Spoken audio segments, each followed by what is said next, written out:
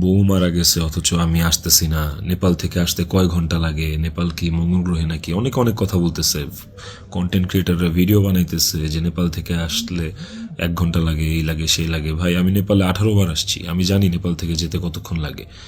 কিন্তু নেপাল থেকে বাই রোডে বাংলাদেশে যাওয়ার কোনো সুযোগ নাই। ইন্ডিয়া হয়ে বাই রোড যাওয়া যায়, সেটাও লুকায় টুকায় যাওয়া যায়, অথবা ইন্ডিয়ার ভিসা থাকা লাগে।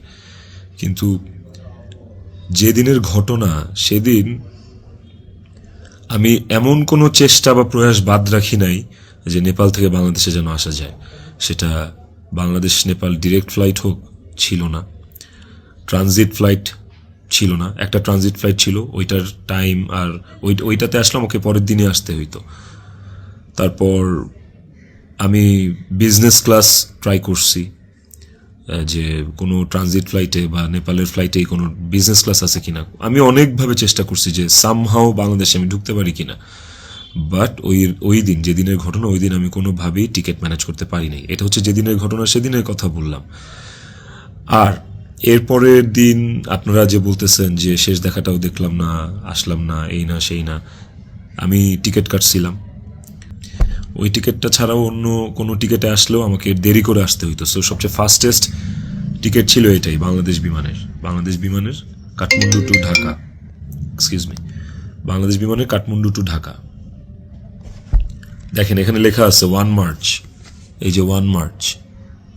আমি টিকিট কেটে ইমিগ্রেশন পার করেও চলে আসছি।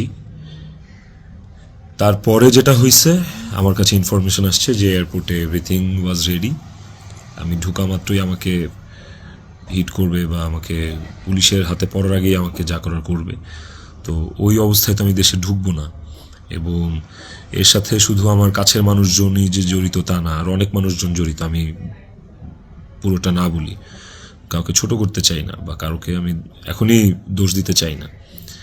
তো আমি যখন বুঝতে পারলাম যে আমি দেশে আসা মাত্রই আমার উপর অ্যাটাক হবে এবং এটা হিতের বিপরীত হবে, এবং এখন মব হলে যেটা হয় যে পুলিশও আসলে অনেক সময় নিরুপায় হয়ে যায় সিচুয়েশনে, ওই জিনিসটা অ্যাভয়েড করার জন্য যে আমার কিছু হইলে এখন আমার ছেলের কী হবে, আমার ছেলে তো আমার পথ চেয়ে বসে আছে, ওই ব্যাপারটা যখন আমি জানতে পারি, ক্লিয়ারিফাই হই, তখন আমি ইমিগ্রেশন ক্রস করার পরেও আমি অফলোড হই। দেখেন এখানে রিজেক্টেড লেখা আছে, অফলোড হওয়ার। তো এই ছিল রিজন। আর যারা বলতে চাচ্ছেন যে আমি আসি নাই, আমার আসার ইচ্ছা নাই, দেখার ইচ্ছা নাই, খুবই বুলশিট কথা এবং ভুল কথা।